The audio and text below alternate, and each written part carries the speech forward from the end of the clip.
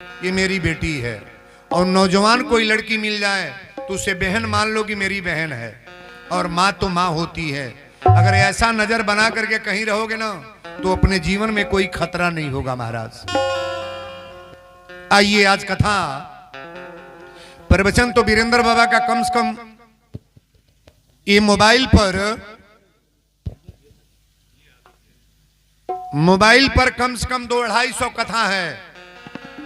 Television खोलोगे अगर number को सब्सक्राइब करेंगे ना तो कम से कम 200-250 कथा हमारी होगी। लेकिन आज सारे कथाओं से सुंदर प्रवचन मैं रखने का प्रयास कर रहा हूं और सुन करके बताना कि वीरेंद्र बाबा आज की कथा आपकी कैसी रही है।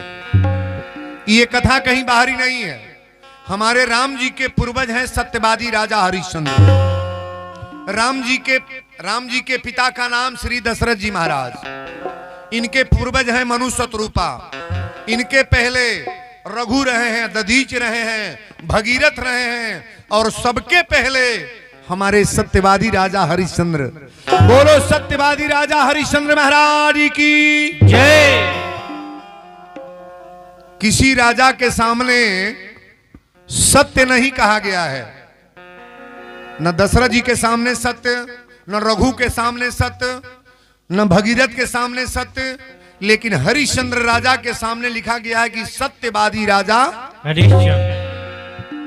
आज हमारी कथा केवल सत्य पर है। एक बात समझ लो, आप मंदिर में पूजा करें चाहे ना करें, कहीं तीर्थ धाम जाओ चाहे ना जाओ, अपना कोई दान पुण्य करो ना करो, कोई पूजा पाठ करो ना करो, लेकिन केवल व्यक्ति सत्य बोलना जान जाए। सत्य बोलना अगर जान गया व्यक्ति तो सारा पूजा महाराज वहीं समाप्त। ताली बजा बरिया रहे। आज की कथा मेरी सत्य पर है। सत्यवादी राजा हरिश्चंद्र अयोध्या के रहने वाले थे। कौन घर है जहां हमारे राम जी बैठाए गए हैं, उसी घर की कथा है। सत्यवादी राजा हरिश्चंद्र के राज में है क्या? बाघ और बकरी एक घाट पर पानी पीते हैं महाराज। बाघ और बकरी एक घाट पर। सत्यवादी राजा हरिश्चंद्र पता करते थे कि कौन आदमी भूखे सो रहा है, किसके घर अन्न नहीं है, किसके घर कपड़ा नहीं है, किसके घर में क्या कमी है। ये हमारे सत्यवादी राजा हरिश्चंद्र का बर्ताव है महाराज। हरिश्चंद्र के राज में कोई झूठ नहीं बोलता है। एक चौपाई से पूरी कथा है, मानस की एक चौपाई से पूरी कथा मैं रख रहा हूं। हरिश्चंद्र के राज में कोई झूठ नहीं बोलता है। एगो औरत एगो बच्चा लेके जात रहे, ध्यान दे। एगो औरत 5 महीना के लड़का कोरा में लेके जात रहे, और दूसर औरत गई लोग लड़का छोड़ के लगल लेके भागे। पीछे से लोग लगना चाहेटे, 500 लोग दौड़ावा तड़े, पकड़ात ना बा, भागत जातिया। जब दौड़ के लोग गईले तक घेरल लोग कहले कि बच्चे को लेकर क्यों जा रही हो? तो जौन कोरा में लेके भागत रहे कहे हमारा बच्चा है। जो लेके जा रही थी ना, एक कह रही है कि मेरा बच्चा है, और जौने के बच्चा रहे वो कम रोए, कल साहब ये मेरा बच्चा है। अब ताकिएगा, औरत 2 और बच्चा 1। कोई बता पाएगा किसका बच्चा है? कोई नहीं बता पाएगा। लोगों ने कहा एक काम करो, हरिश्चंद्र के दरबार में चलो। दोनों औरत के लेके लोग गए हरिश्चंद्र राजा के दरबार में। सत्यवादी राजा हरिश्चंद्र अपने आसन पर बैठे थे। पूछने लगे कि बात क्या है? तो लोगों ने कहा महाराज एक बच्चा है। ये औरत कह रही है मेरा बच्चा है, और ये औरत कह रही है मेरा बच्चा है। सत्यवादी राजा हरिश्चंद्र कहे कि दोनों औरत को बुलाओ मेरे सामने। दोनों महिलाएं बुलाई गई। हरिश्चंद्र ने पूछा कि बोलो तुम्हारा बच्चा है? तो जो गनाई रहे बड़ा भोकार छोड़ कर रोए, कलश ही मेरा बच्चा है साहब। और जौने कर रहे वो कम रोए, कल साहब ये मेरा बच्चा है। हरिश्चंद्र कहे फैसला मैं भी कर नहीं पाऊंगा, एक काम करो तलवार मंगाओ, तलवार मंगाओ मेरे सामने, और तलवार से बच्चे को 2 टुकड़ा करके बांट दो। ये विवेक का कार्य है, बुद्धि का। अच्छा जौन मेहरारू औरत पैदा कर ले बेचा कटवाउल चाहिए, कहले कि तलवार मंगा के बच्चे को कटवा के मटवा दो, 1 टुकड़ा इसको दे दो, 1 टुकड़ा। तो जौन पैदा कैले रहे कलश साहब ये मेरा बच्चा नहीं है ना, जौन पेटे में 9 महीना ढोले बा अपना बेटा के मरवावल चाहिए। कल साहब ये मेरा बच्चा नहीं है, ये इसी का बच्चा है, साहब दे दीजिए। हरिश्चंद्र समझ गए जो औरत कह रही है मेरा नहीं है, बच्चा तो महाराज इसी का है। ताली बजाओ मरिया रे, बच्चा तो इसी का है। हरिश्चंद्र पूछने लगे कि तुम्हारा बच्चा है?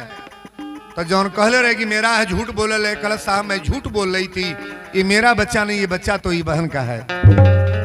हम यहाँ में बनवा के 50 कोड़ा मरवले।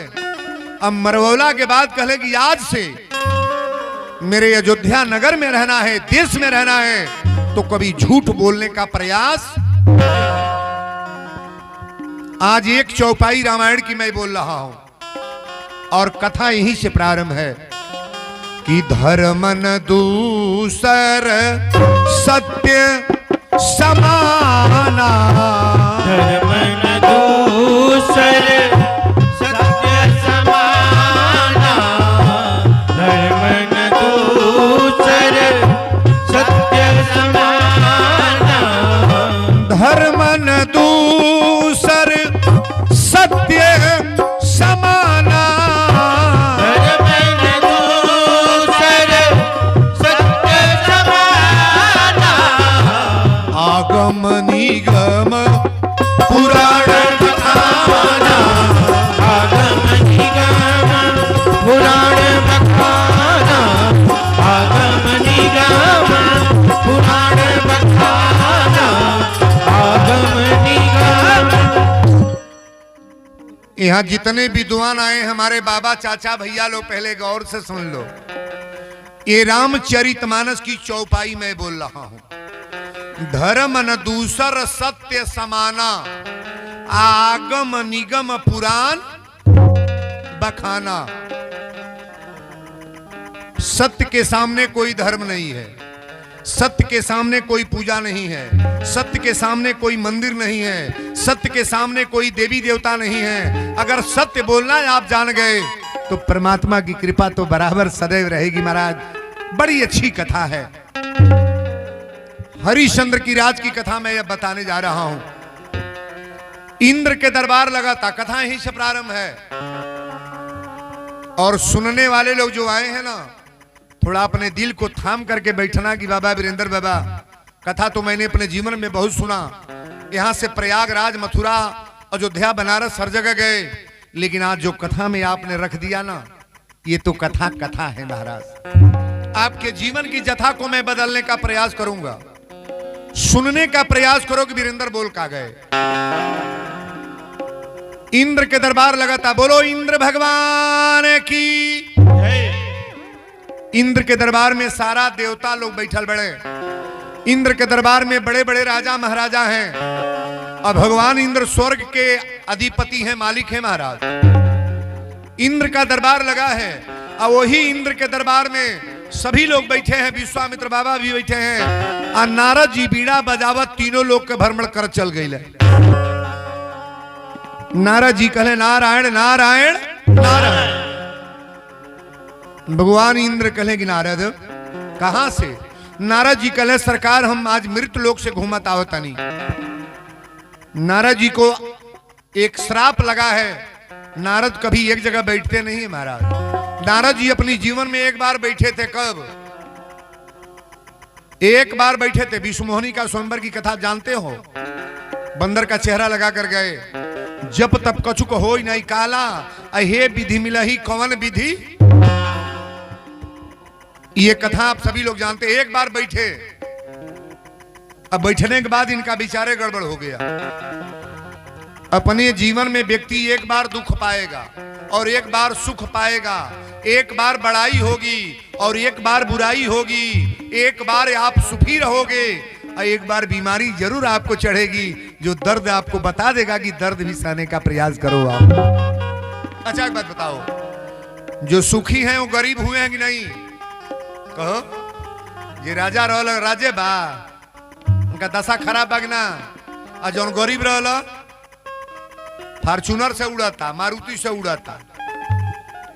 ये सुखी रहल ओकरा दुख बागना। कबो न सोचिए कि वीरेंद्र बाबा हम हरदम गरीबे रहो। एक बार चांस आएगा, चाहिए बेटा के जमाना से आ जा, नाती के जमाना से आ जा, आपका भी चांस आएगा। कभी गरीबी से पश्चाताप नहीं करना चाहिए। भगवान हमको क्या दिए हैं? भगवान तो के ना ही दिल बना जो के आंख ही ना बा, भगवान तो के ना दिल बना जो के हाथ ना बा। परमात्मा तो उसको नहीं दिए जिसका पैर नहीं है। एगो किटनी खरीदने जाओ, कई करोड़ का दाम है, तो के किटनी दिले बनेगी ना, गुर्दा बागी ना, फेफड़ा बागी ना। अरे कम से कम इतना तो तारीफ करो कि परमात्मा मेरा आंख है, हाथ है, पैर है, सब कुछ दिए हो तो मेरे पास कमी क्या है? ताली बजाओ बढ़िया रे ना।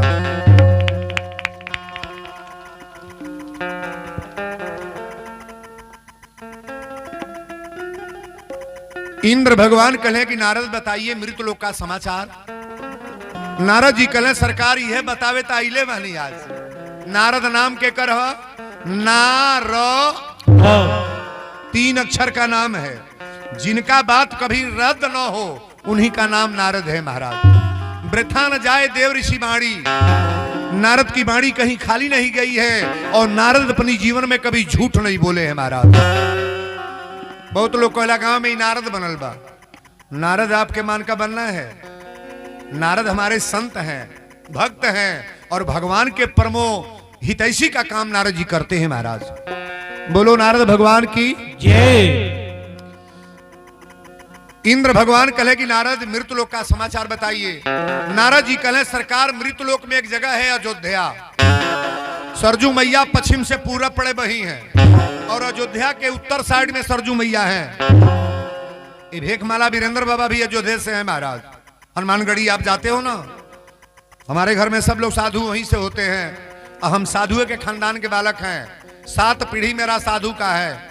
आजा परपाजा बाबा पिताजी हमारे घर में सब तुलसी माला वाले।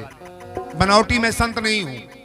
ऐसा कभी न सोचना कि वीरेंद्र का नाम जो आप सुनते हो कोई बनावटी कथावाचक है, नहीं।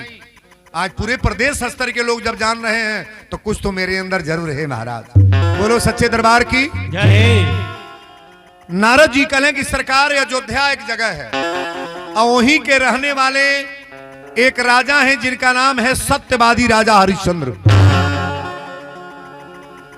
कहले वो राजा में खूबी क्या है?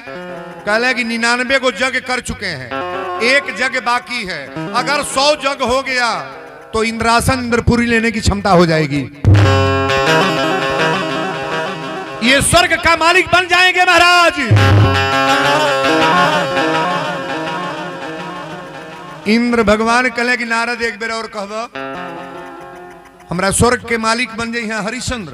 कहले हाँ, 99 जग कर चुके हैं, एक जग बाकी है। अगर 100 पूर्ण हो गई तो आपके इंद्रासन का मालिक बन जाएंगे महाराज। कहले और कौन खूबी बा? कहले कि 151 को ब्राह्मणों को गरीबों को दान देने के बाद भोजन करते हैं। बिस्तर पर से उठेंगे ना तो स्नान करके पहले दान देते हैं। अच्छा, धर्म करने से धन बढ़ता है कि नहीं? नहीं बढ़ता है। धर्म करने से धन बढ़ेगा, दान करने से धन बढ़ेगा। ऐसा कतई न सोचना कि दान नहीं करेंगे तभी मेरा बरकत होगा महाराज। कथा को बड़ा टाइट करके दिमाग सुनना है। वही बिचवा में विश्वामित्र बाबा बैठल रहे। कहले नारद का बतियोला केकर बड़ाई? कहले हरिश्चंद्र के। विश्वामित्र बाबा कहले हरिश्चंद्र के जानत ना बानी, उन्हीं के गुरु वशिष्ठ हवा, हमरा मालूम ना बा। वीरेंद्र बाबा के कहीं बड़ाई बतियावे लगा कोनो विद्वाने के लगनो तो कोई हम उनका जानत ना बानी तुरंत कहेगा। अब उन्हीं के ना अपनो सुन ली। हे ही में क्यों सब बतियावे ना, तार दिमाग खराब बेहतर कैल तो कही हमके कह देबा। हमके हम अरे हम करते कितने जना ऊपर पड़ला। भाषा चलता कि ना चलता? गांव में हमरे सामने बतिया दी है, हमरे सामने खड़ा हो जी है, हमरे सामने तू होवा का। एक से एक राजा महाराजा चले गए महाराज, एक से एक बड़े बड़े संत चले गए। आप किस खेत की मूली होगी ऐसा कहते हो कि हम? अच्छा, हम करने वाला बचा है, बचा है। परमात्मा कहते हैं जहां हम हैं तहां हम नहीं है ना। जहां भगवान है वहां हम नहीं होना चाहिए। हम वाली बीमारी पहले हटा दो। आप चाहे जो भी पद पालो, एक बात और कह दें हम, आप बाहर के लिए डॉक्टर हैं, मास्टर हैं, इंजीनियर हैं, प्रोफेसर हैं, डीएम हैं, पीएचडी किए हैं, लेकिन कथा की पंडाल में आओ तो ऐसा सोच करके आओ कि हम केवल भगवान के भक्त हैं। ताली बजाओ बरिया रे।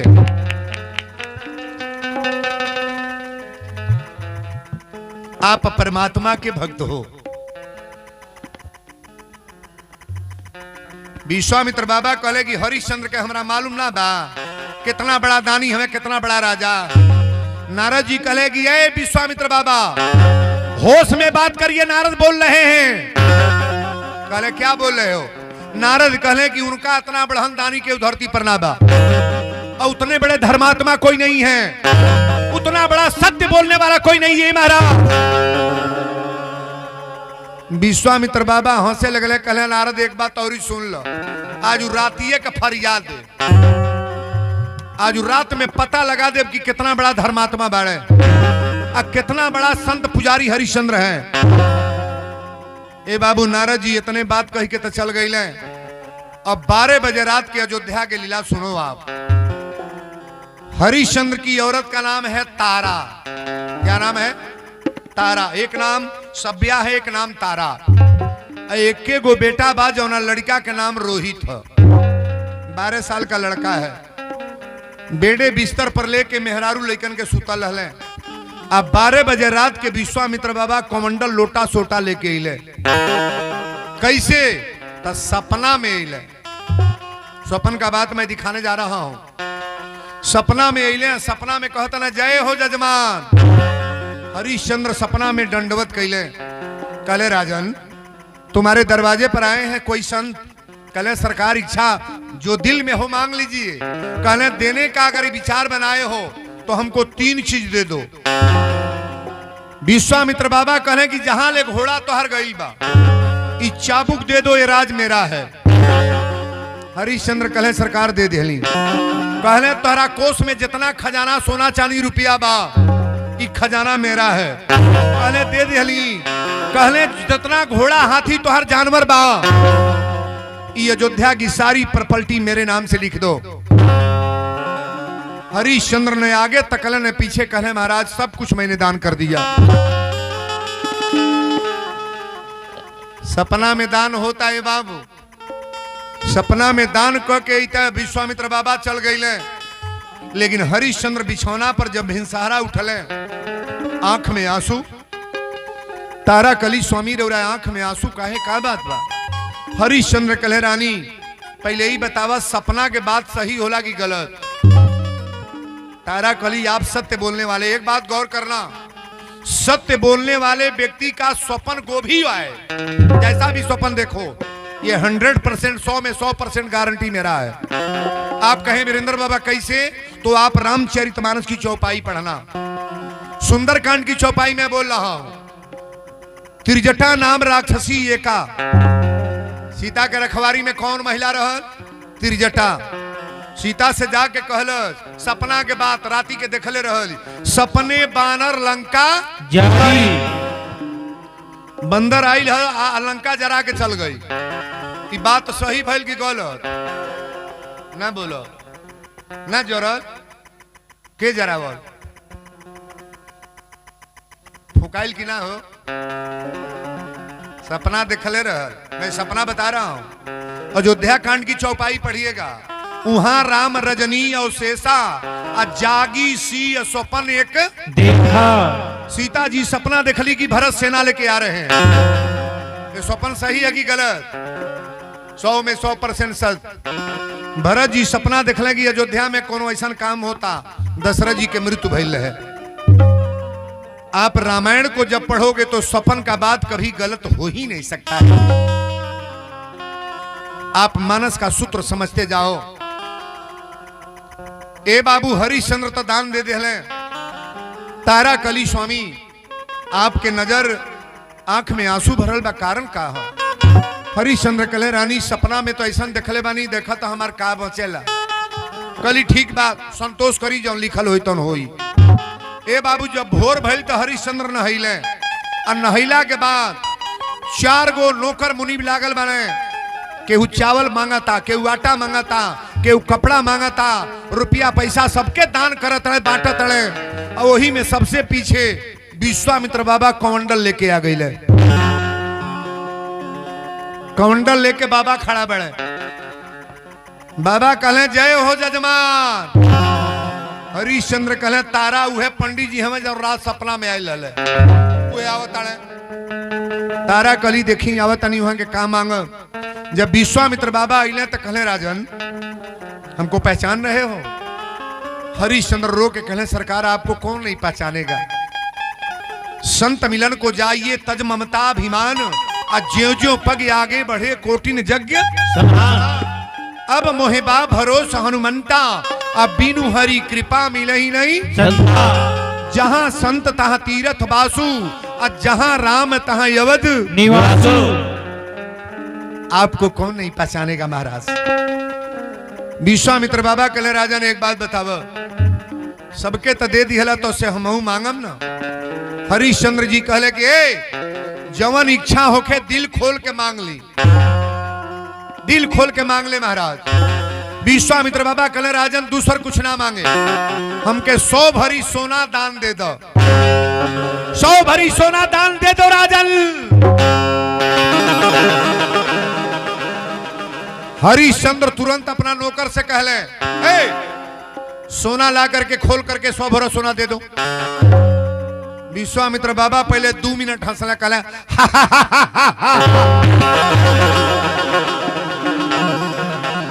हरिश्चंद्र कहले महाराज आप हंस क्यों रहे हैं? कहले सोना ले आवे के कहां से कहला? कहले खजाना से। विश्वामित्र बाबा कहले आपके पास खजाना है क्या? अब हरिश्चंद्र के रात वाली बीमारी धले। हरिश्चंद्र कहले हाँ रात में तो हम सब कुछ दान दे दे हमारे लगभग का। विश्वामित्र बाबा कहले राजन में एक बात बताओ, कोष का खजाना सब दान किए हो कि नहीं? कहले सरकार कैले बनी। कहले प्रॉपर्टी खेत बाड़ी दान कैले बड़ा कि ना? कहले कैले बानी। कहले जितना तोहर रुपया पैसा जितना बेवत विस्तार बा, तुम्हारे अयोध्या में कुछ रह गया है?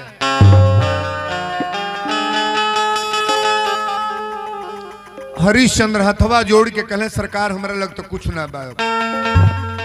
कहले अब बताओ 100 भर सोना कब दोगे? हरिश्चंद्र कहले 1 महीना के टाइम दी, कमा के दे दे। विश्वामित्र बाबा कहले कि 1 महीना के नहीं, साल भर में ना कमा पैब, 100 भरी सोना कमा लेब। कहले तो खेतो तो नहीं बाकी बेच के दे दे। अब हमरे लगबा का अपना तारा के बाह पकड़ ले। कहले रानी अभी अयोध्या मेरा नहीं है, जे जे बनर वीर ओकरो के लाचार कैले बा, समय केहू के न छोड़ले बा बेकार कैले बा।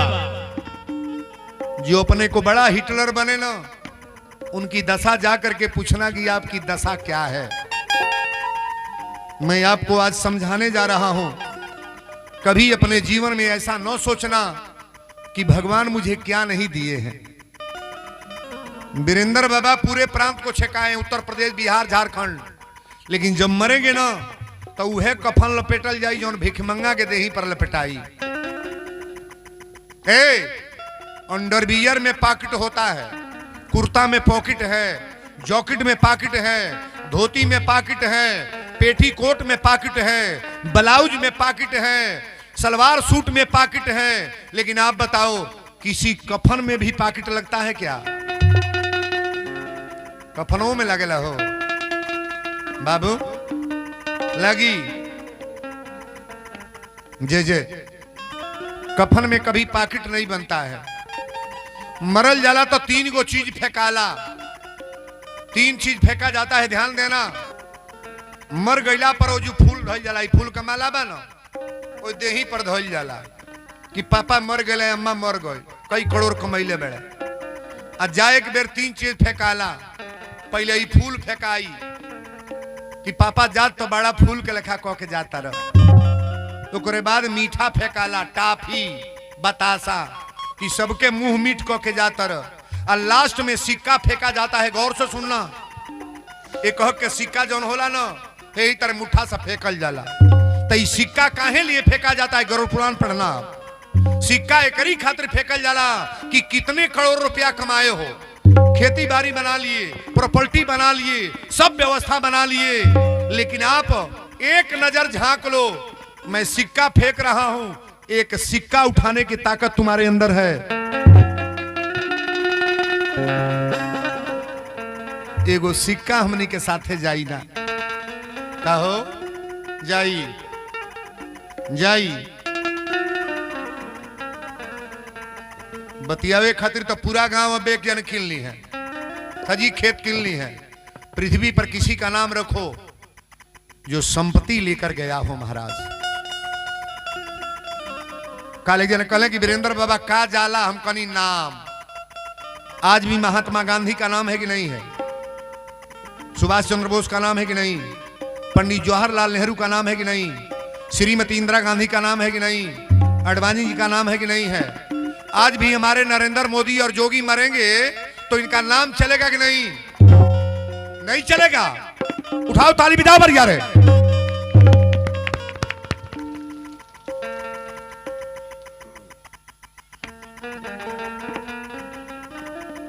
अभी गोरखपुर में कथा हो रही तो एक व्यक्ति कहा कि वीरेंद्र बाबा आपकी कथा में लाखों की भीड़ होती है, कि कैसे मालूम होगा केकर नरक भइल केकर स्वर्ग? हमारी 2 मिनट की खेल है। यही पिड़रा के कोनो आदमी मरल और लोग लेके चलने की राम नाम सत्य है, तो जौने आदमी के नाम पर पूरा सुकरौली इलाका रोवाता कि बाप रे बाप गांव के हीरा निकल गल, का जाने ऐसा आदमी पैदा होई कि ले आओ स्टैंप मैं लिख रहा हूं, डायरेक्ट बैकुंठ गया गौलोक, स्वर्ग में गया। यही गांव के कोनो आदमी मरल और लोग लेके चलने की राम नाम सत्य है, तो जौने के नाम पर पूरा गांव थूका था, पूरा गांव हौसा था, मर गल गांव सलहन तो हो गई। एकर मरल जरूरी रहल, पूरा गांव के भूज बर्बाद दिहलस। जही है स्वर्ग में हो। अच्छा एक हल्का लोग पिड़रा में बा कि ना? नहीं न करी हाथ उठावा हड़ा के देखा कतना जन उठा देना बाबा बालो। गांव को बर्बाद करने के चक्कर में मत पड़ो, अपने स्वतः बर्बाद हो जाओ, लेकिन किसी को बर्बादी के चक्कर में मत पड़ो जी। मैं कथा बोलने जा रहा हूं, प्रवचन तो आप लोगों ने बहुत सुना है, लेकिन वीरेंद्र बाबा आप बता देंगे कि आज क्या है यह। हरिश्चंद्र कले सरकार हमरा लग बा का की रउरा के दे दी, सारा प्रॉपर्टी दान कर देली, हमरा लग कौन सी बा? तारा के बाह पकड़ ले, कहे तारा अब ये अयोध्या छोड़ आ चल कोनो नगर में शरीर बेच के ही सोना दे दिल जाई, शरीर बेच करके सोना दे दिया जाएगा। तारा कली बताई हमके रानी बना के ले ली, हम सिंदूर लगा के डाल पात को के बियाह को के ले ली, हमार माई बाप यह संपत्ति देख के बियाह कैले, अब हमरा साथे जंगल में चली। हरिश्चंद्र कले रानी पतिव्रता का धर्म निभाने का कार्य सीखना चाहिए। पत्नी उसी को कहते हैं कि पति को अपने पतन से बचा ले। मैंने तो दे दिया है रात में वरदान, दान कर दिया है, अब मेरे पास बचा ही क्या है। रोहित अइले कहे पिताजी रउरा बिना पूछले कैसे दे देली? हरिश्चंद्र कहे बेटा होनी को कोई टाल नहीं पाएगा, जहां पर कृपा राम कर होई आ सो पर कृपा करे सब कोई। भगवान की कृपा मेरे ऊपर से हट गई है। रोहित अपना पिताजी से कहले,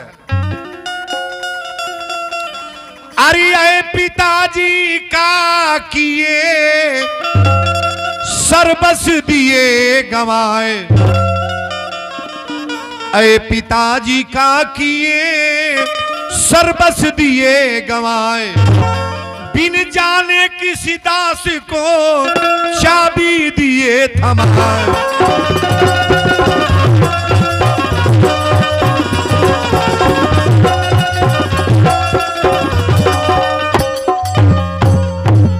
रोहित कहले कि बिना जानल बुझल ये बाबा के चाबी काहे दे देली? हरिश्चंद्र कहे बेटा होनी को कोई टाल नहीं पाएगा। अयोध्या अपनी रानी के हाथ पकड़ ले, हमारी बेटियां बहन गौर करें, अपनी तारा के हाथ अपनी बेटा का हाथ पकड़ के प्रयाग है, अयोध्या से प्रयागराज ऐसे है, प्रयागराज इलाहाबाद, जहां आप लोग कुंभ नहाने गए थे। हमारे सारे बच्चे प्रयागराज पढ़े हैं 15-16 साल। एक ही लड़की, 2 बच्चे, 2-3 लोग वहीं पढ़ते थे। ये लेकर के प्रयागराज गए। प्रयागराज गए ना तो जहां त्रिवेणी है ना संगम, वो हनुमान जी जमीन में से प्रकट हुए हैं। हनुमान जी का मंदिर है, अगर गए होंगे तो देखे होंगे आप। मंदिर पर हनुमान जी के प्रणाम करो ले, आ त्रिवेणी नहाई लो, आ नहैला के बाद तारा के बाह पकड़ के आ सोझे उससे पूर्व भइले। तारा कली अब कहा, हरिश्चंद्र कलरानी हमनी के साधारण जगह पर ना बिकाई जाई, साधारण जगह पर नहीं बिकेंगे। अगर बिकना है तो सब देव देव हैं और शंकर जी महादेव हैं। बोलो शंकर भगवान की जय। तीनों लोक के बाहर कौन जगह है? आकाश, पाताल, मृत्युलोक। तीनों लोक का बाहर कौन लोक है? ये बनारस, काशी जिसको कहते हो आप। भगवान शंकर के त्रिशूल पर यह जगह बसा है। सुनने वाले लोग गौर से करें, सुनेंगे। काशी जिसको कहते हैं, बनारस कहते हैं। हम लोग बनारस बहुत लोग जाते हैं। बनारस में किनका नाम आता है? हमारे भोलेनाथ का। शंकर जी के त्रिशूल पर यह नगर बसा है महाराज। कथा यही हम ले चल रहे हैं डायरेक्ट आपको बनारस में, काशी में ले चल रहे हैं। तारा कली कौने जगह चलब? हरिश्चंद्र कलरानी। अगर बिकाए के बात साधारण जगह पर ना, बर्बाद होना है तो परमात्मा के लिए कि लोगों के लिए? नहीं बोलोगे? हमने बर्बाद क्या करे खातिर होता नहीं जा, बेटा खातिर, मेहरारू खातिर, लड़का खातिर, खेते खातिर, मारी फौदारी क्या करे खातिर होता? भगवान खातिर क्यों फौदारी करता? कहो नहीं, मैं कोनो मेहरारू कहती हम तुलसी का माला पहिरब चाहे ऋषि बच्चा कौन आइब, सिकड़ी खातिर मारी होता। झुमका बनवा दो, सिकड़ी बनवा दो, ई नहीं कहती कि तुलसी का माला पहिरा दो। ताक रहे गारंटी के साथ वीरेंद्र बाबा कह सकते हैं। एकर तो निवेदन करब हम, ई तो ना कह सकी लेकिन स्वर्ग जाइब कि ना, बैकुंठ जाइब कि ना, गौलोक जाओगे कि नहीं, लेकिन मेरा गारंटी है तुलसी का माला पहनने वाले व्यक्ति का कभी नरक नहीं होगा। ताली बजाओ बढ़िया।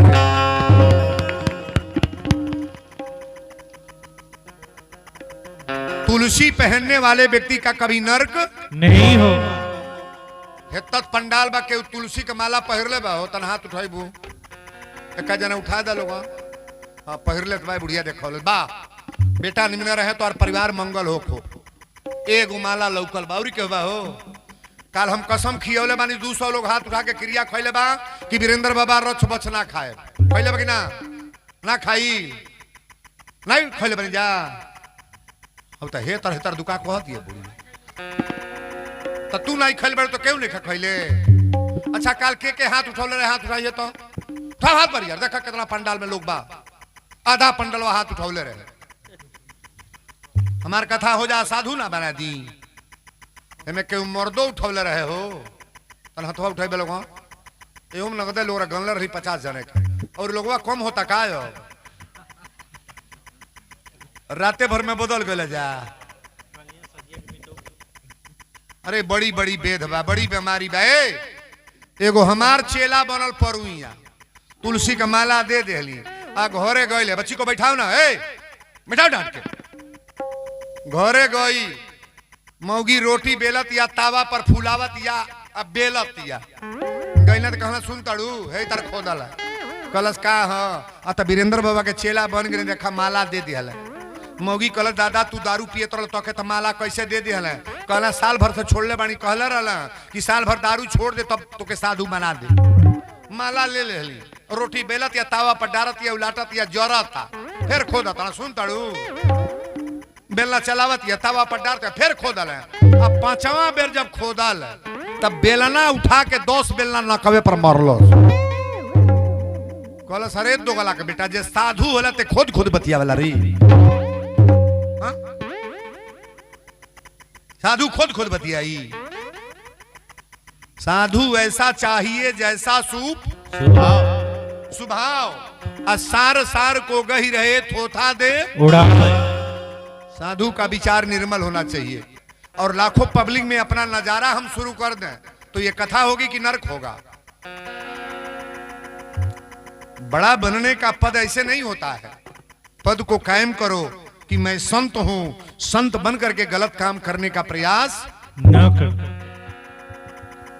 हरिश्चंद्र कलह रानी अब चला हमने के बनारस में बिकाई जाई, लेकिन बहिया पकड़ के लेके चले लगल तब तारा रोवे लगली। कली सैया तू रानी बना के ले ला पालकी में, आई बालू में खींचत चल तड़ा, कहा हमके का करब। हरिश्चंद्र कलह बाजार में बिकाई जाई। तारा कली घोर तो छोड़ाइए दिहला, बेचबो करब बेचब। हरिश्चंद्र कलह जेकर गहकी लगी है बिकाई।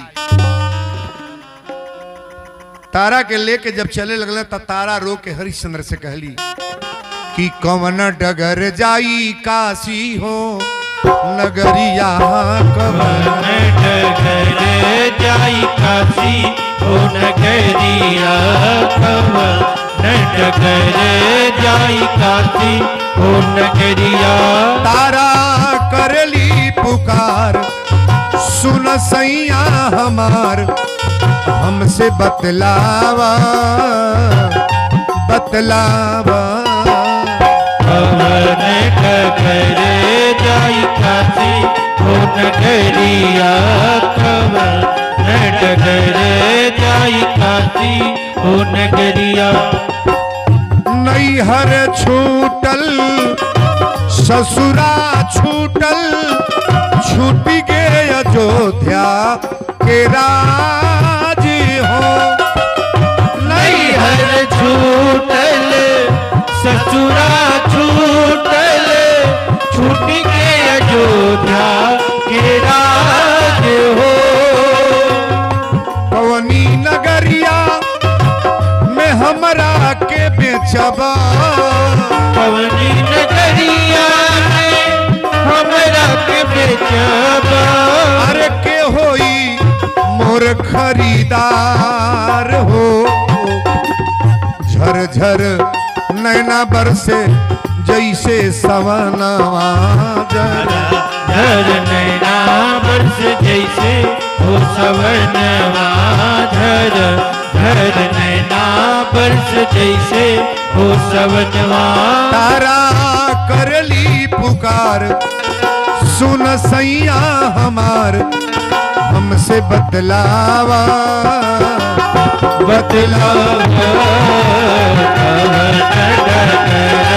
जाई काशी हो नगरिया, कवन डगर जाई काशी हो नगरिया।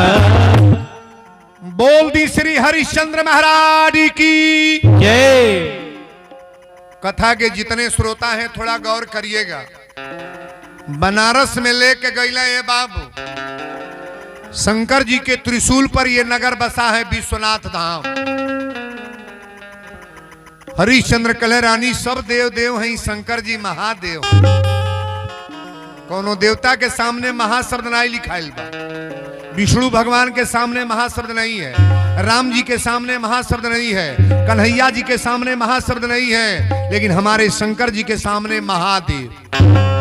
एगो देवता उरी बाड़ा के सुमिरी पवन सुत पावन रामू, अपने बस करी राखे हूं। राम जी के अपने बस में रखे ले हनुमान जी।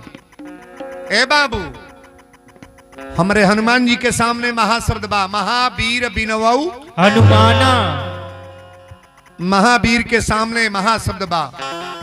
हमारे जो शंकर जी हैं वही राम हैं, अहे जो शंकर जी हैं वही हनुमान हैं, और जो हनुमान जी हैं वही हमारे शंकर भगवान हैं। अगर राम से मिलना होगा तो हनुमान जी को पकड़ना पड़ेगा।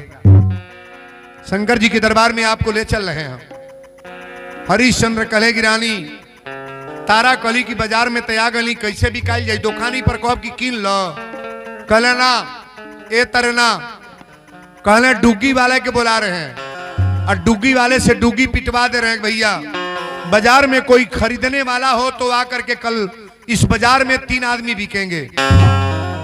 हरिश्चंद्र डुग्गी वाले के बोले बोले ए पुजारी जी बैठो। हाँ धो दी टप दे धो दिया। हाँ कथा सुने के टाइम तो ना बरबर लो साधुओं बनने में बड़ी मेहनत थी। हाँ बहुत मेहनत करते हैं महाराज। आवो तो भोर में हतना सामान लिया के धो दी। पेड़ा खाइब की काजू खाइब की बादाम खाइब। अरे बाप हो बाप गजब से बाप हमारा आत्मा गुदगुद हो जाता है। संत ऐसा होना चाहिए। बोलो सच्चे दरबार की जय। एगो बात और बीच में आ गई है। हमनी के जीवन में जौन अपना पढ़ले लिखले बानी न आ जौन रुआ बीच में रख तनी एक तनी ध्यान से सुनब कि वीरेंद्र बाबा ई जौन बोले जाता है में कितको % हमनी का अच्छा लागल बा। हमार जौन अच्छा चीज बा एक ले ले आ जौन रउरा सौदा न पटे उ सौदा हमारे एज धो देव। हमार सॉरी चाय फेंकाई अपने पसंद के किना जाएगी ना। आजा जौन कथा चलता ही केकरा केकरा निक लगता तनी हाथ उठाए। नहीं को कथा के दुश्मन बाड़े उठा ले बाबा तो हूँ अथावा ताली बजा बरिया रे। हाँ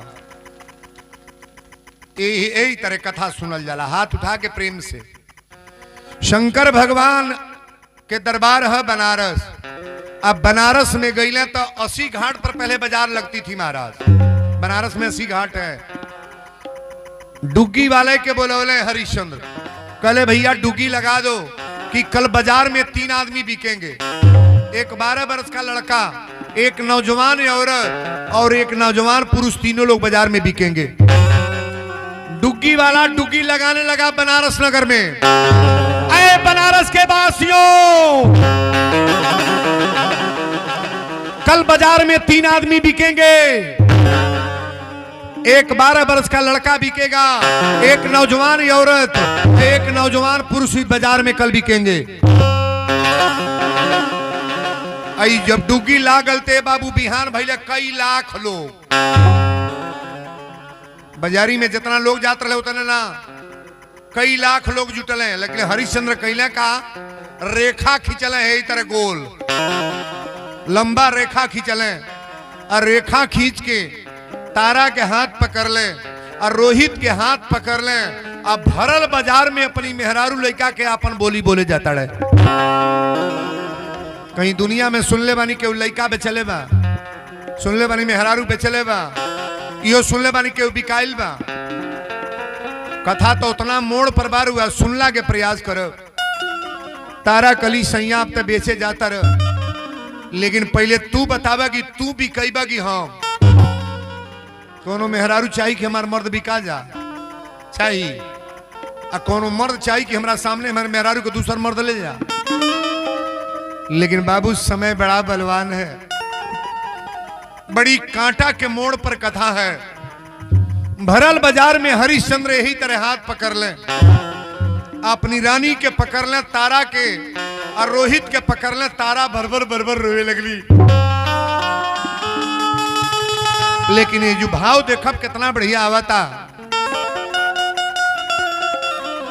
ऐ काशी के वासियों सुन लो मेरी पुकार। ऐ काशी के वासियों सुन लो मेरी पुकार। बिकता हूं कोई मोल ले होगा बड़ा उपकार।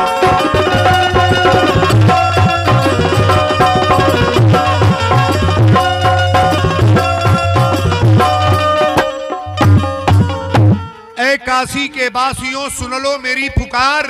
अब बिकता हूं कोई मोल ले होगा बड़ा उपकार। भगवान शंकर जी कहले जब हमारा नगर में बिकाए आयल बड़ो तो साधारण आदमी से ना बिकवाए। सत्य या धर्म दू जनी के पैदा कैले। सत्य बन गए पंडित जी, ब्राह्मण बन गए आ धर्म बन गए कलुआ डोम। शंकर भगवान दू जनी के पैदा कैले। सत्य बन गए पंडित जी आ धर्म बन गए कलुआ डोम। जब भरल बाजार में महफिल में बोल रहे हैं कि ये काशी के वासियों सुन लो मेरी पुकार, बिकता हूं कोई मोल ले होगा बड़ा उपकार। टप दे पंडित जी जाके तारा के बहिया पकड़ ले।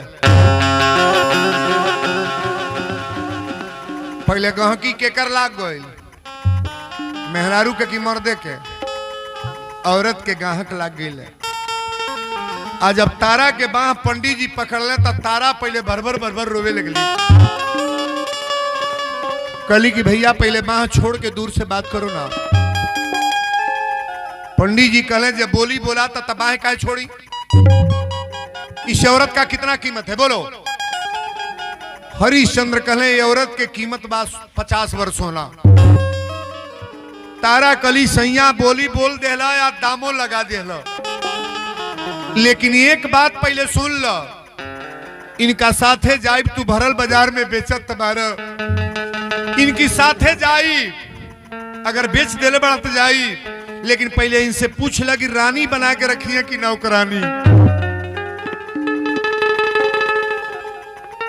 अगर नौकरानी बना के रखी है तो साथे जाए, और रानी बनाई है हमरा मांग में सिंदूर बा, हम सती नारी पतिव्रता नारी हैं, इनकी साथ कौ करोड़ सोना दी है तो जाइब ना।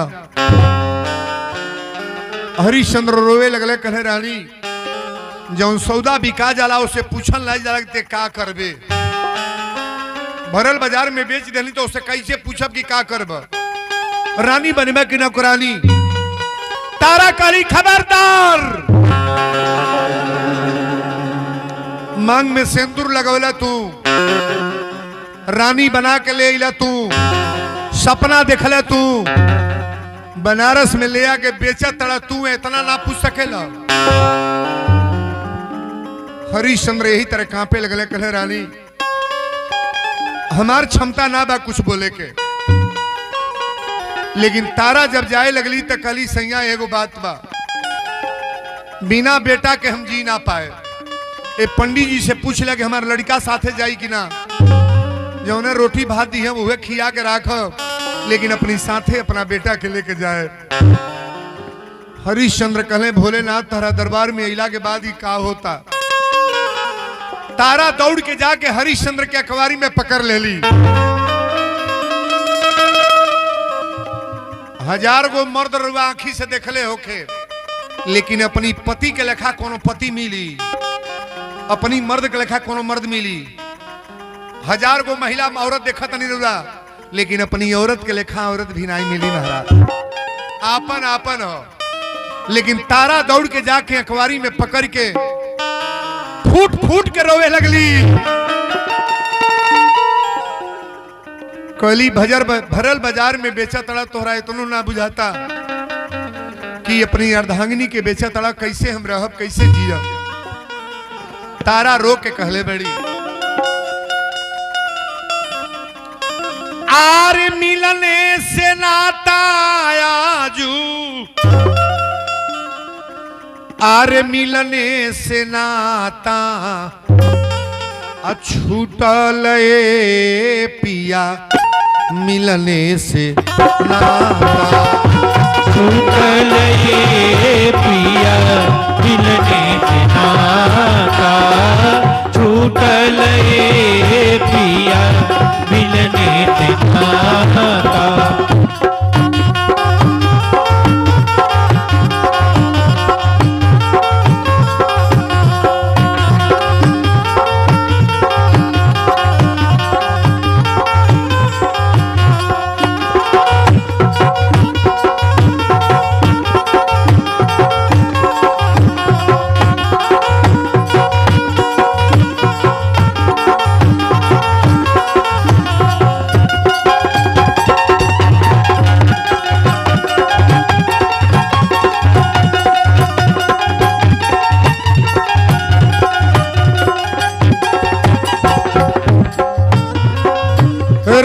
छूटल पाट छूटल अयोध्या नगरिया, राज छूटल छूटल छूटल छूटल अयोध्या नगरिया।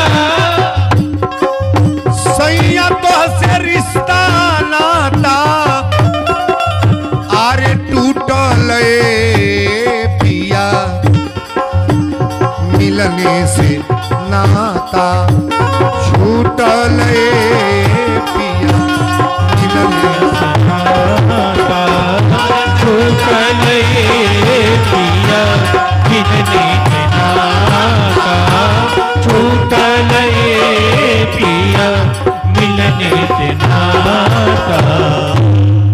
बोल दी विश्वनाथ धाम की जय। जितने श्रोता हैं थोड़ा गौर करेंगे। पंडित जी तारा के बाह पकड़ के लेके चल गई। अब हरिश्चंद्र आपन बोली बोलता ना कि देखी हमरा के कीने के आवता। आपन बोली बोलता ना बाबू। अरे काशी के बासियों सुन लो मेरी पुकार। ऐ काशी के बासियों सुन लो मेरी पुकार। बिकता हूं कोई मोल ले होगा बड़ा उपकार।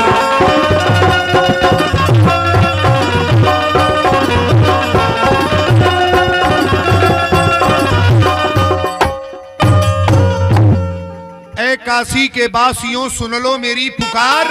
अब बिकता हूं कोई मोल ले होगा बड़ा उपकार। कलुआ डोमो ही बाजारी में 5 गो खांची बंधले बा, 8 गो सूपा, 15 गो बेना हाथे में लेके आ बड़की बड़की मोच, करिया फेटा, बड़ी बड़ी मोच, आ दौड़ के जाके कलुआ डोम हरिश्चंद्र के पकड़ ले।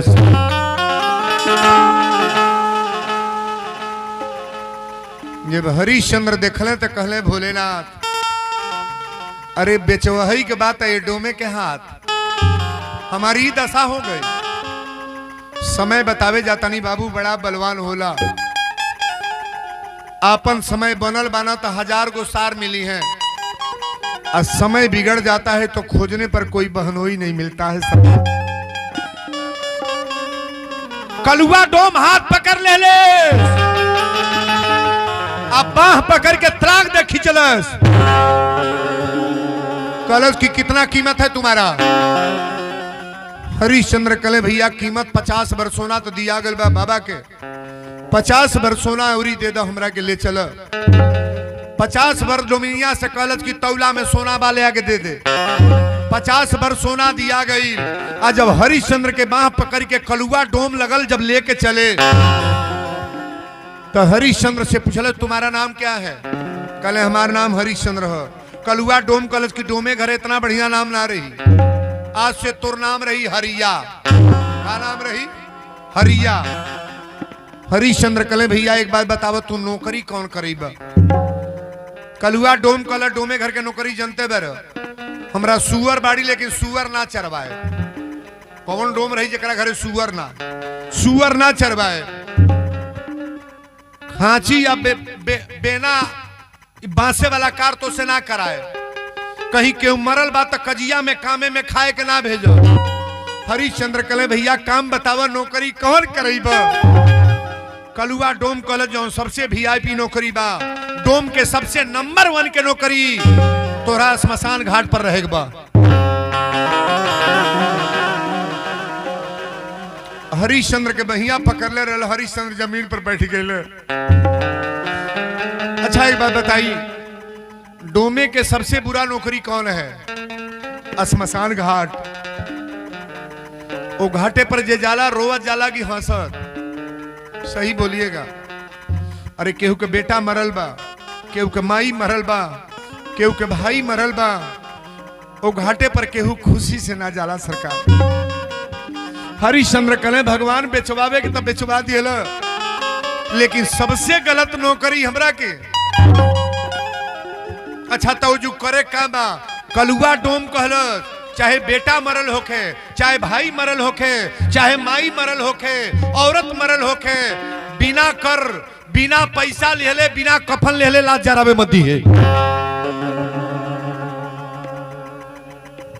हरिश्चंद्र अपनी आंख में आंसू लेके कहले भोलेनाथ लिखल गल बा कि मंगल भवन या मंगल हारी आ उमा सहित जेहि जपत पुरारी। तो के जपे वाला संसार में बहुत लोग बा, लेकिन नौकरी दे दे डोमे की नौकरी दे दी हला। भगवान तोहरा दरबार में कबो देर होला अंधेर ना हो, लेकिन चला डोमे के नौकरी करब। घाटे पर गईला हरिश्चंद्र हमारी बहनें अब गौर करेंगी। कथा तो ऊ बा, जीवन में बहुत प्रवचन सुनल गइल बा। ई कथा हम डर के मारे ना बोली कि हमरा खुदे जब अपना ना रोकाला। हरिश्चंद्र एगो डोमे के नौकरी करे लगले और वही घाटे पर केहू दिन भर में 500 लाश आवता। वह घाट है। आप बताओ आज भी बनारस में हरिश्चंद्र घाट है कि नहीं? नहीं है, नहीं है। आज भी हरिश्चंद्र घाट है बनारस में। जौनी घाटे पर हम रउरा के ले चलतनी। हरिश्चंद्र वही घाटे पर नौकरी करे लगले। जौने लाश आवता उसे पैसा लेता है, कर कफन लेके तलाश जरावे देता है। कोनो गरीब आदमी रोवता कि अरे डोमे घर के कैसन डोमई करता दे दे, जौन बात तौने दे के जरावे न। हरिश्चंद्र कहले आग नहीं देंगे, बिना पैसा कफन की आग नहीं देंगे। डोमे के नौकरी करत रहा, लेकिन देनी दोनों जने के नौकरी लाग गई। तारा जब गईली तब पंडित जी कहले तारा एक बात सुन लो, तोरा लड़का के नौकरी लगा देते, रोज फुलवारी से फूल ले आई, फूल के माला बनई है। आई फूल के माला शंकर जी के मंदिर में चढ़ी। अब तोहरा काम बा रोज बर्तन मजी है, रसोई बनई है, अब भोजन छाजन बना के सबके खियई है, बर्तन धोई है, कपड़ा धोई है। तोहारी है नौकरी बा। तारा अपन चैन से जिए लगली। अब जहां लगल बा तहां अरे जकरे जौन कपारे पर जलाओ के भोगे पर ले बाबू। बड़ा अच्छे लोगों का तरीका यहाँ फेल हो जाता है जो मैं बता रहा हूं। तारा अपन नौकरी करतड़ी, हरिश्चंद्र अपन नौकरी। धीरे धीरे दिन बीतत जाता। तारा सोचतड़ी कि हमारे स्वामी हरिश्चंद्र कहाँ हुई है। हरिश्चंद्र सोचता कि हमारे बेटा रोहित मेहरारू कहाँ बात सब। धीरे धीरे दिन बीतत जाता। भगवान के लीला एजू आ गए। एक दिन रोहित गए फुलवारी में फूल तुरे। फूल तुरत रहे, वही में सांप आइल और टप दे रोहित के काट ले तो रोहित मर गए। ताली बजा बढ़िया रे।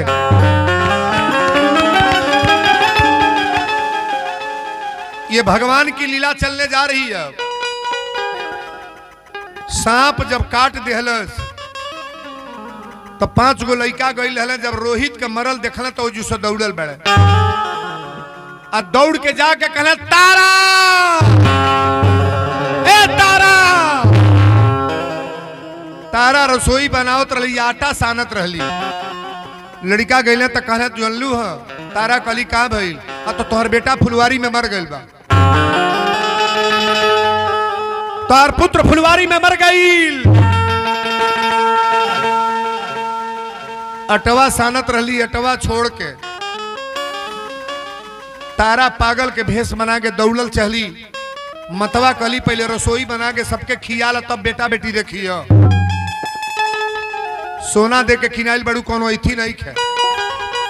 अब तारा मजबूरी में जब दूसरे के किन के आल बड़ी तो जौन कोई तो न करी। रसोई बनौली, सबके खियौली, बर्तन धोली। अब बर्तन धोला के बाद अपना बेटा के लग रोहित के लग गईली। जमीन पर गिरल बना रोहित तो मर गई रहले। तारा कली भोलेनाथ जे के बाझिनी बनोले बड़ा के तू बेटा देल। बझनिया के बेटा देल जेकर गोद नाई भरल बा ओकर गोद भरेल। तारा बनारस में एली का पति भी छोड़ देले आ एगो बेटा सहारा रही हो साथ छोड़ देलस। केकरा दरबार में जाए, केकरी द्वार पर जाई।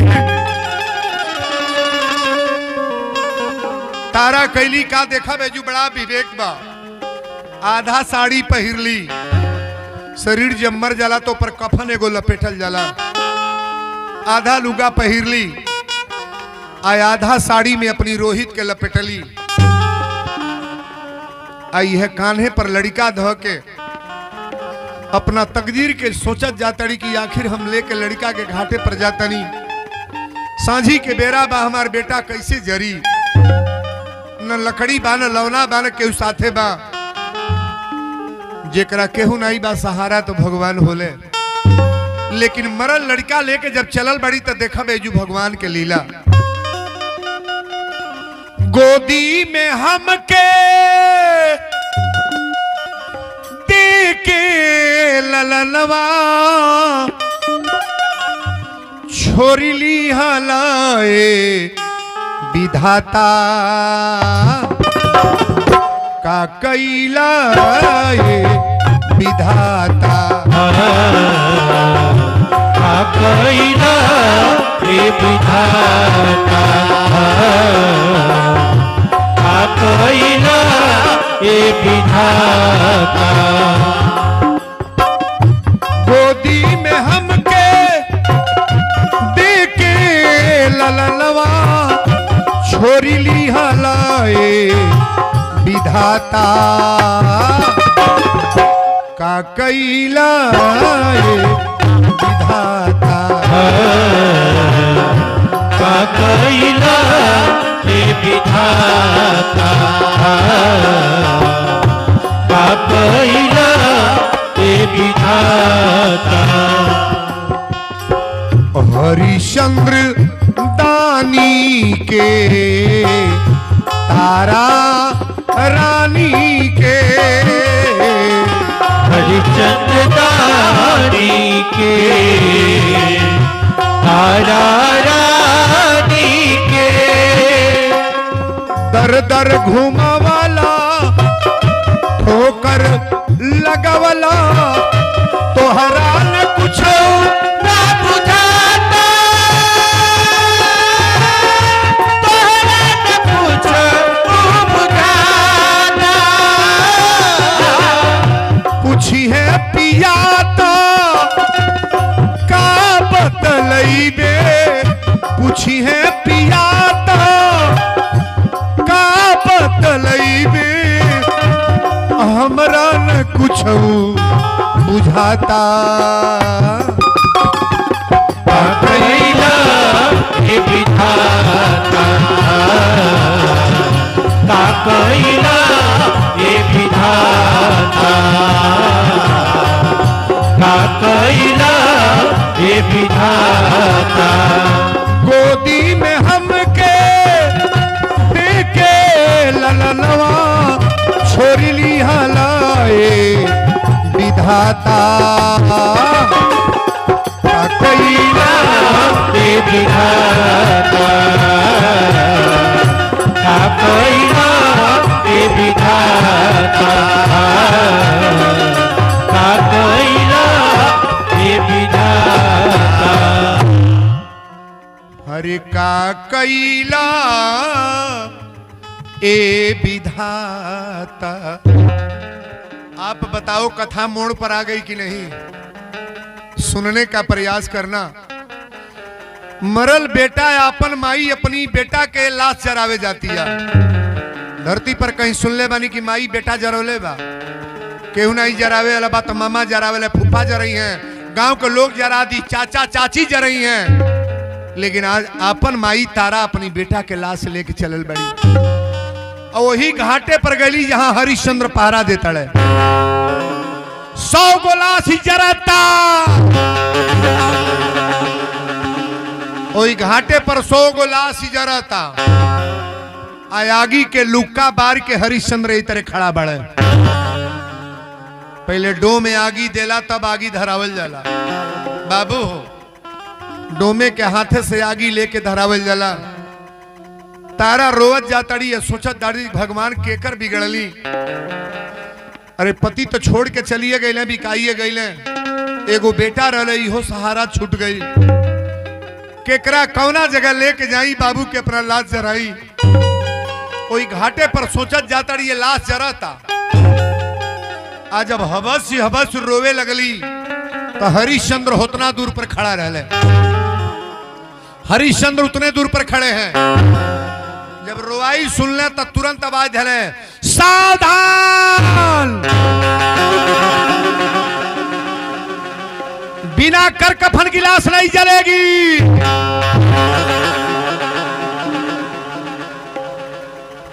तारा कहली आवे के तक घाट पर आ गईली। मुर्दा घाट है, लोग मरल बात जराता। आवे के तब बेटा के लाश लेके आ गए, लेकिन ये आदमी कहता कि बिना कर कफन के लाश ना जली। चोट वाली बात तो अब बाबू, आखिर ये लड़का के लेके फिर घूम के जाई, कहाँ जाई? लेकिन तारा कली चली, का जानी एकरा दिल होई। अगर मनुष्य है, आदमी के आदमी सहारा करेला, का जानी चाही दी है तो हमरा बेटा के लाश जर जाई। आगे बढ़े लगली, हरिश्चंद्र आगे बढ़ जाता है। आज जब कुछ दूर गईले तो एक बेर और आवाज आयल, सावधान, बिना कर कफन की लाश नहीं जलेगी। तारा जब आवाज सुन ली तो कहली, तो हमरा रोहित के पिताजी के आवाज बुझाता। आपन मर्द अगर 6 महीना पर 5 वर्ष पर आवे तब ओकर बोली चिन्हा जाएगी ना चिन्हा जाई। लेकिन चीन के अनभिज्ञ भइल बड़ा, देखा कथा बदले जाता। तारा आगे और गईली, कली सुनिएगा। कहले क्या बात है? अत ये लड़का के जरावे के बा। कहले कर कफन दे लो, लाश जला लो। अगवा बढ़ली, और जब हरिश्चंद्र के बाल देखली तो बड़ा बड़ा बाल, बड़ा बड़ा झोटा, यही तरह सूख के लकड़ी भइल। गंगा मैया के पानी पी के हरिश्चंद्र जुजिया तड़े। तारा गईली, कहली सैया, अरे तू चीन्हा चाहे ना चीन्हा, लेकिन तू मांग में सिंदूर लगोले बड़ा, हमसे बियाह कैले बड़ा, हमके रानी बना के ले आयल बड़ा, हम तो तोके चिंते बानी। तोहर बेटा मरल बा जौने के कोरा में खेलोले बड़ा राजा। तोहर बेटा मरल बा जौनी की गोद में खेलोले बड़ा। दुधारे मुहे चुम्मा लेले बड़ा, छोटहन बाबू रहल। ई लड़का तोहर मर गइल बा, तोहरा एके गो बेटा रोहित रहल। ए बेटा के लाश लेके आयल बनी, ये घाटे पर जरा दे राजा। हरिश्चंद्र कहले, भगवान ई कौनी मोड़ पर आ गई हम। तारा कहली कि ये लड़का के लाश जरा दे राजा। हरिश्चंद्र कहले, लाश जलाना मना नहीं है, लेकिन कर कफन तुम्हारे देने के बाद ही लाश जलेगी। कर कफन की बाद लाश जलेगी।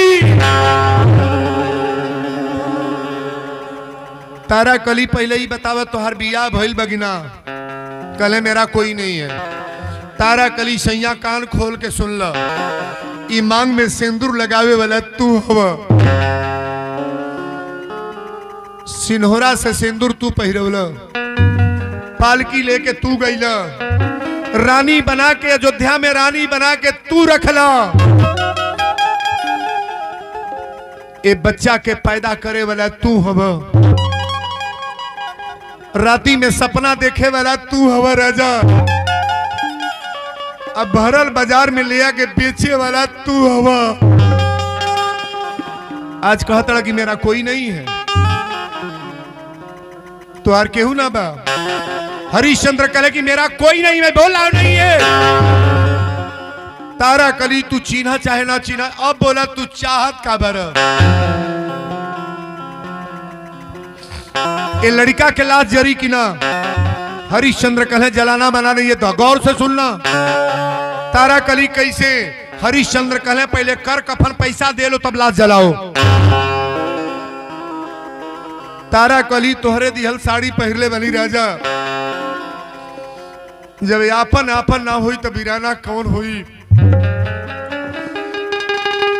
तोहरे दिहल साड़ी पहरले बनी,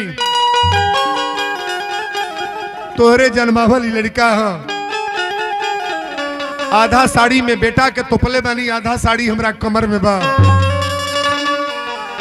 रुपया के व्यवस्था तना बा, लेकिन कर कफन के बाद जौन बोला तड़ा, हमरा देही पर जौन साड़ी बा तोहरे सामने उघारे जाता नहीं।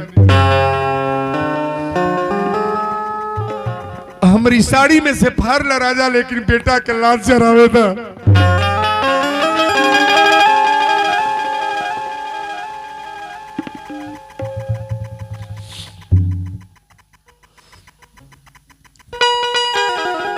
हमारी साड़ी में से फार लो। इस साड़ी में से फाड़ ला राजा, लेकिन बेटा के लाश जरावे दाई घाट पर। हरिश्चंद्र कहले भगवान कौनी मोड़ पर लिया दिया ना, अपनी मेहरारू के साड़ी उड़ावल जला, मर्यादा से सम्मान कई जाता, आया पर मेहरारू अपन आंचल देती है कि हमारी साड़ी में से फाड़ रहा,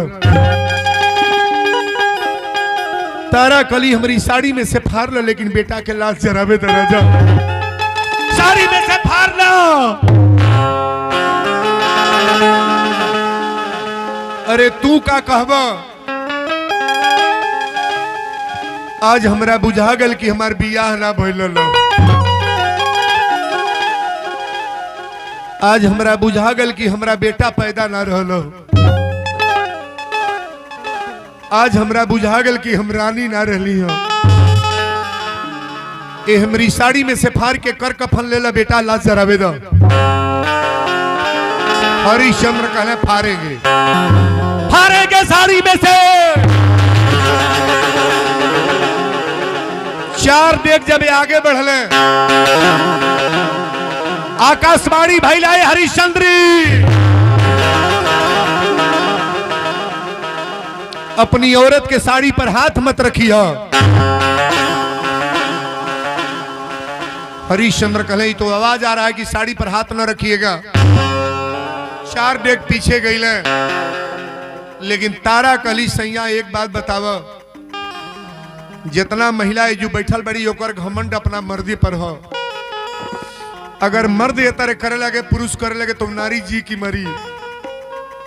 आप बताइए, अपनी मेहरारू से अपनी बेटा के कर कफन मांगे तड़े, तारा यही तरह अचरा पसार के कहली की हो पिया के करे दुआरे जाई, ओ पिया के करे दुआरे जाई, ओ पिया के करे दुआरे जाई। अरे तू ही बतावा के करा से अब कोरा कफन ले आई, पिया के करे दुआरे जाई, ओ पिया के करे दुआरे जाई। तू राजा हम रानी रहली, बुझेला आज कसाई, तू राजा हम रानी रहली, बुझेला आज कसाई। अपने लाल के चिन्हत नईखा, के हाक लगाई, आपन जब वीरान भइली, तब आपन जब वीरान भइली, तब के करयास लगाई, पिया के करे दुआरे जाई, ओ पिया के करे दुआरे जाई। अरे तू ही बतावा के करा से अब कर कफन ले आई, पिया के करे दुआरे जाई, ओ पिया के करे दुआरे जाई, ओ पिया के करे दुआरे जाई। संसार के भरोसा मिले चाहे ना, नैहर ससुरा के भरोसा मिले चाहे ना, लेकिन जौने नारी के पति का भरोसा बा, कबो बाल बाका हो सकेला, हो सकेला। जितनी सुहागन हमारी बहनें बेटियां बैठी हैं, बड़ा बारीकी से कथा को सुनना। तारा कली की बतावा, हमें राती के मामला बा, सांझ हो गई, मुनहार हो गई, राती में केकरा जगह जाई कि भीख मांगे कि कर कफन दे दो। लकड़ी दो हमरा बेटा के लाज जरावे के बा। तारा कली अब जब तू आपन हो के आपन ना भइल तो हमार बुझा गल कि ये पृथ्वी पर मेरा कोई नहीं है। गंगा के किनारे खड़ा भइली कली भोलेनाथ अब कुछ करब ना। जीवन में तोहई के मनले बानी कि तुमेव माता च पिता तमेव तुमेव बंधु च सखा तमेव तुमेव विद्या द्रव्यम तुमेव सर्वम मम देव देव तोहके इहो लिखल बा कि कर्पूर गौरम करुणा अवतारम संसार सारम भुजगेंद्र हरम सदा बसंतम हृदयारविंदे अभवम भवानी सहितम नमामि। तोरा दरबार में बेटा लेके आयल लेकिन बेटा लेके मरब। बेटा तो मरिए गल बा, अब ये गंगा जी में डूब के अपनो जान दे। शंकर जी के बुलौला के पहले ताली ताली जरूरी है। तनी हाथ उठाइएगा सब लोग, पूरा लोग उठा ले, बजा ले ताली गड़गड़ा के। आर्यनाथ कैसे होई अनाथ कैसे होई जेकर नाथ भोले। अरे उनके पर कृपा बा बाबू हो। अरे जेकर नाथ भोले नाथ नाथ कैसे होई जेकर नाथ भोले नाथ अनाथ कैसे होई जेकर नाथ भोले नाथ अनाथ कैसे होई अनाथ कैसे होई हो अनाथ कैसे होई अनाथ कैसे होई हो अनाथ कैसे होई अनाथ कैसे होई हो अनाथ कैसे होई। हमार बाबा के ना का करी ले जेकर नाथ भोले नाथ अनाथ कैसे होई जेकर नाथ भोले नाथ अनाथ कैसे होई जेकर नाथ भोले नाथ अनाथ कैसे होई।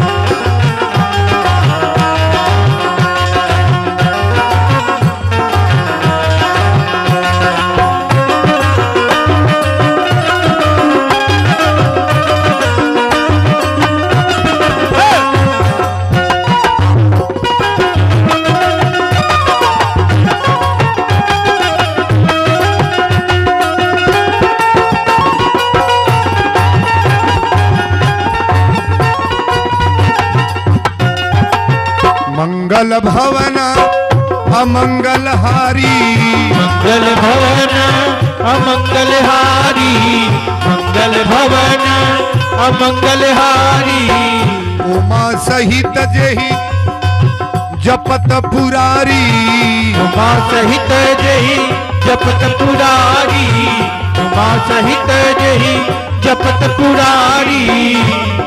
अनाथ कैसे होई अनाथ कैसे होई अनाथ कैसे होई जेकर नाथ भोले नाथ अनाथ कैसे होई जेकर नाथ भोले नाथ अनाथ कैसे होई जेकर नाथ भोले नाथ अनाथ कैसे होई जेकर नाथ भोले नाथ अनाथ कैसे होई जेकर नाथ भोले नाथ अनाथ कैसे होई। जेकर नाथ भोले नाथ अनाथ कथा जो नौरा सुना तनी वही घाट पर ले चल बनी हम। हरिश्चंद्र घाट है बनारस में, आप सभी लोग उसी घाट पर हैं।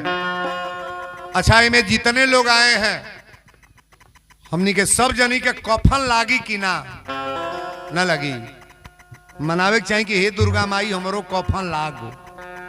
एरोप्लेन में जहाज में के उमर जा तो कफन लागी, कहो राखी हो जाए तो कफन लागी, अगर एक्सीडेंट हो तो वो पोस्टमार्टम हो तो लाश आई तो कफन लागी। गरीब हो अमीर हो ई मनावे के चाहिए कि कफन शरीर पर लागो। हमरा घर के लोग घाट पर लेके जा ताली बजा बढ़िया है।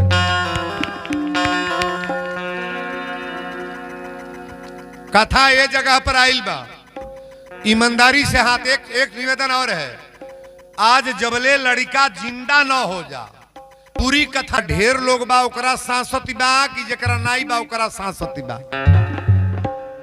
वीरेंद्र बाबा ई कहे ना जेकरे घरे जितने लोग बा ओकरे दुर्दशा बा। जेकरा केहू नहीं बा भगवान के आसरा बा। ए बाबू, परमात्मा का आसरा है। शिवरी के आगे पीछे केहू ना रहे, भगवान अले कि ना नहीं ले।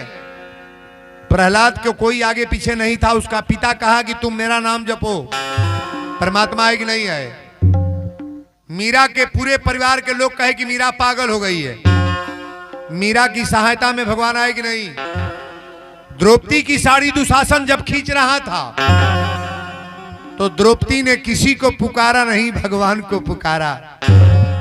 साड़ी बची कि नहीं बची। अगर भगवान की कृपा होगी तो आपका मर्यादा खराब कतई नहीं होगा।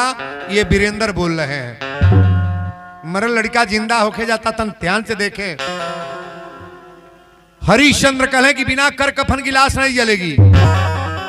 तारा कली की मेरे पास तो कुछ है नहीं, आप लड़के के पिता होकर के कर कफन मांग रहे हो। तार पैदा कैली बेटा बा और तोहार सिंदूर लगावल हम तारा अर्धांगनी है, आप हमसे कर कफन मांग रहे हो। परीक्षा तो भगवान के दरबार में देना पड़ेगा। यहां जैसा कर लो, गलत कर लो, बुरा कर लो, अच्छा कर लो, ये रजिस्टर में सब लिखा जा रहा है। ये जो आधार कार्ड बनता, पोस्ट कार्ड बनता, ए बाबू केहू का पैसा जमा होता तो पासबुक बनता कि ना। होजू से पासबुक नहीं है कोनो, जहां साल बनी जा लेखा जोखा वहां है। ये जो जितना कर रहे हो जितना, ये आपका रजिस्टर में नोट हो रहा है। जाने के बाद भगवान को पूछना नहीं है आपको किस जोनी में भेज दें। अगर अच्छा कर्म करोगे तो मनुष्य की जोनी में आ जाओगे, अगर गलत कर्म करोगे तो कोई काट नहीं पाएगा। 84 जोनी में जानवर की जोनी में जाओगे। तालिब जाओ बढ़िया रे।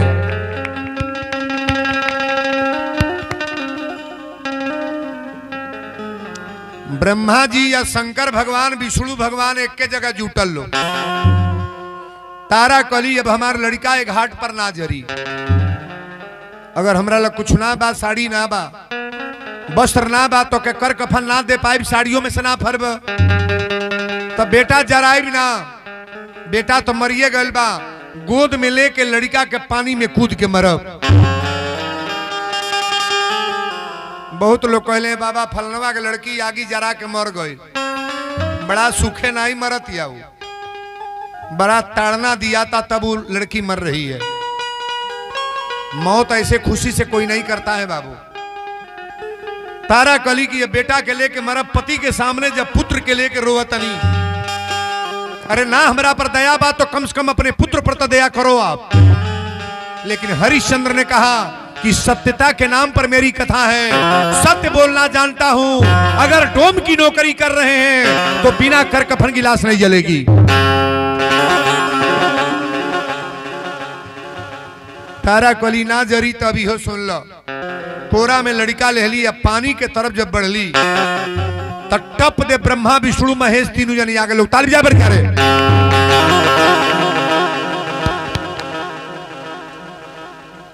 बहुत लोग कहले बाबा हम अकेले बानी के आगे पीछे बा। सूरदास जी मंदिर में जा ताकब हमरा और सूरदास जी मंदिर में रोज जा तो जितना साधु लोग जा ना, साधु लोग कहे सूरदास हमनी तो भगवान के दर्शन करे आई ले जा, घंटा बजाई ले जा, मूर्ति देखी ले जा, गोड़ लागी ले जा। तू के देखे आवेला आन्हर आदमी के देखे आवेला। सूरदास कहले कि हमहू आई ले, ए मंदिर पर आई ले। साधु लोग कहले तो तोहरा लौकत ना बा, के देखे आवेला। सूरदास कहले संत भगवान सुनिएगा, अरे हमरा आंख ना बा, हमरा नहीं लौकता, लेकिन जो आंख वाले हैं वो तो हमको जरूर देख रहे हैं कि मेरा भक्त मेरे मंदिर पर आया। तालिब जाबर यार। भगवान देख रहे हैं कि नहीं? भगवान देख रहे हैं कि कथा में कौन आया है, दान कौन दिया है, और प्रेम से भगवान की कथा कौन सुन रहा है। आप देखो न देखो, लेकिन परमात्मा आपका परीक्षा ले रहे हैं। ब्रह्मा विष्णु महेश आई लोग देखत भर में टप दे हरिश्चंद्र गोड़े पर गिर गए। तारा अपनी कोरा में लड़का लेके रोतड़ी। शंकर भगवान के देखली तो गोड़ छू के प्रणाम कैली। आ गोद में लड़का है। शंकर भगवान कले की बतावा लड़का कोरा में गोद में के कर ले बेड़ू। तारा कली की मेरा बच्चा है, मेरा पुत्र रोहित है। शंकर जी कले तो लड़का कोरा में लेके प्रणाम कारण का। तारा कली बेटा मर गई हम कोरा में ना ली। शंकर जी कले हमके अविनाशी कहल गल बा। अविनाशी शंकर जी के दरबार में मरा व्यक्ति जिंदा होता है। आने के बाद तुम्हारा पुत्र मर गया, कैसे हो सकता है? तारा कली बेटा मर गए, आप कहता नहीं कैसे मर सकता है? शंकर जी कहे कि एक बार अपने पुत्र का नाम बुलाओ। तारा एक बेर कली रोही तो देहिया हिले लगल। दूसरा बेर कली रोही टप दे कोरा में से खड़ा हो गए। तार भी जाए बर यार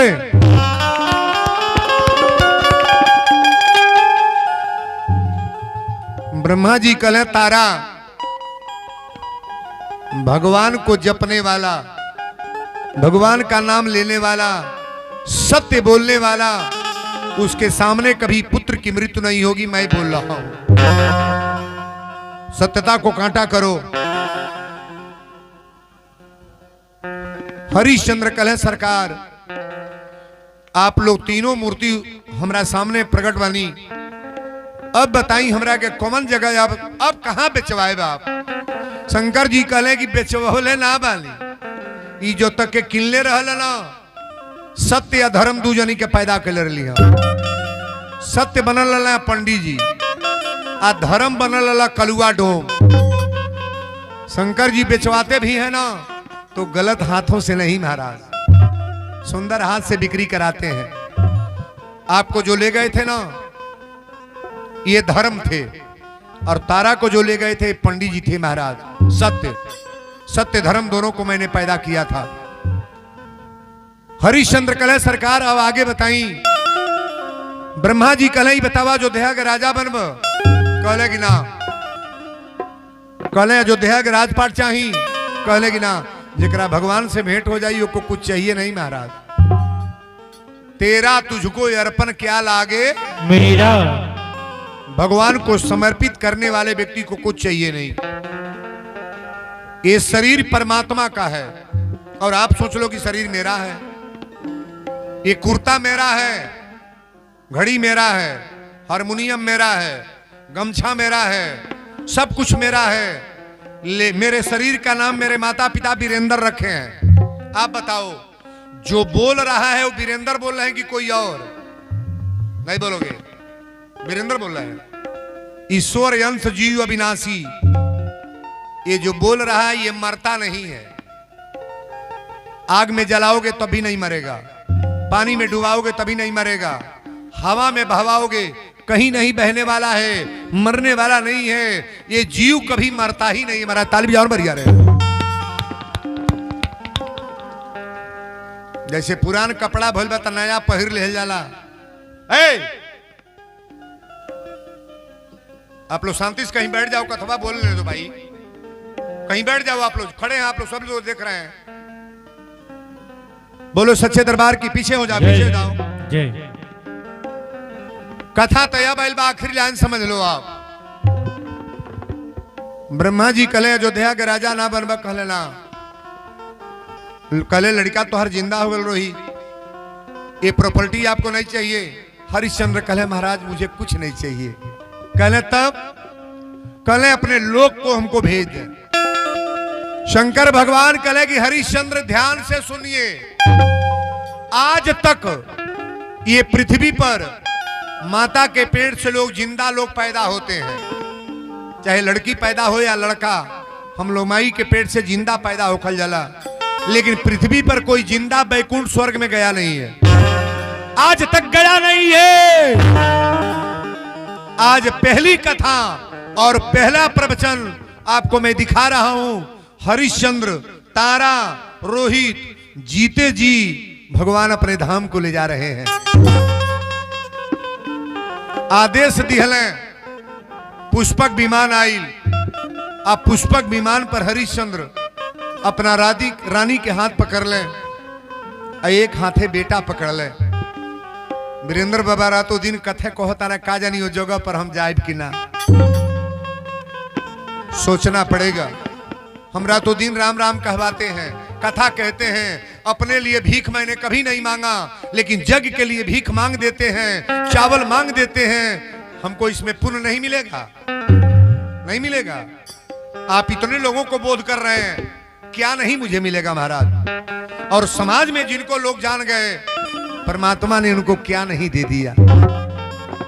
हथवा पकड़ के जब जाए लगले, तब ब्रह्मा जी कहले, अरे सत्यधारी के सत्य बलवान हो, सत्यधारी के सत्य बलवान हो, भगवान हारी गईले। सत्यधारी के सत्य बलवान, भगवान हारी गईले। सत्यधारी के सत्य बलवान हो, भगवान हारी गईले।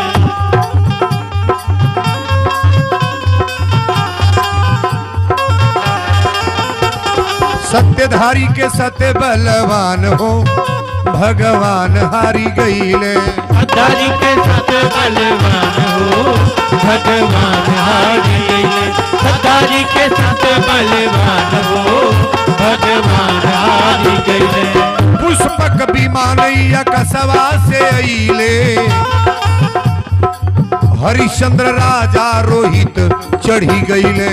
हरिश्चंद्र राजा रोहित चढ़ी गईले। हरिश्चंद्र राजा रोहित चढ़ी गईले। पुष्पक विमानैया कसवा से अइले, हरिश्चंद्र राजा रोहित चढ़ी गईले। हरिश्चंद्र राजा रोहित चढ़ी गईले। हरिश्चंद्र राजा रोहित चढ़ी गईले। बाड़ू तू तारा महान हो, टूटल विश्वामित्र के गुमान हो, भगवान हारी गईले। टूटल विश्वामित्र के गुमान हो, भगवान हारी गईले। टूटल विश्वामित्र के गुमान हो, भगवान हारी गईले। बोल दी विश्वनाथ धाम की जय। हर हर महादेव। ई रहल कथा। कथा अगर समझ में आयल होके एक निवेदन करेंगे, आप सभी लोग खड़े होंगे, आरती को प्रणाम करेंगे।